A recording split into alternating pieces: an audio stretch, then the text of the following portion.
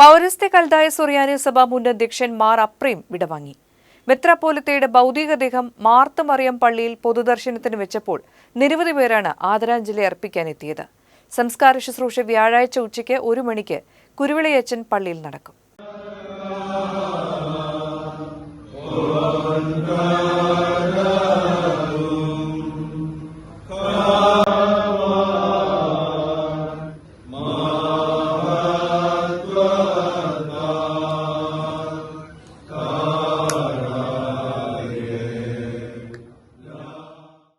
ഭൗതികദേഹം 8, 9 തീയതികളിൽ മാർത്ത് മറിയം പള്ളിയിൽ പൊതുദർശനത്തിന് വയ്ക്കും.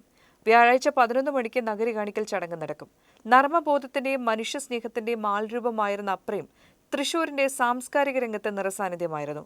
തൃശൂരിലെ മൂക്കൻ തറവാട്ടിൽ ദേവസിയുടെയും കൊച്ചുമറിയത്തിന്റെയും 4ാമത്തെ മകനായി 1940 ജൂൺ 13 ജനനം. ജോർജ് ഡേവിസ് മൂക്കൻ എന്നായിരുന്നു ആദ്യനാമം. തൃശൂർ CMS LP സ്കൂളിലും കാൽഡിയൻ സിറിയൻ സ്കൂളിലുമായിരുന്നു വിദ്യാഭ്യാസം. ഉയർന്ന മാർക്കോടെ സ്കൂൾ പരീക്ഷ പാസ്സായി സെന്റ് തോമസ് കോളേജിൽ ഇന്റർമീഡിയറ്റിന് ചേർന്നു. ഇന്റർമീഡിയറ്റിന് ശേഷം ജബൽപൂരിലെ ലിയോനാർഡ് തിയോളജിക്കൽ സെമിനാരിയിൽ നിന്നും 1961 ദൈവശാസ്ത്രത്തിൽ ബിരുദം നേടി.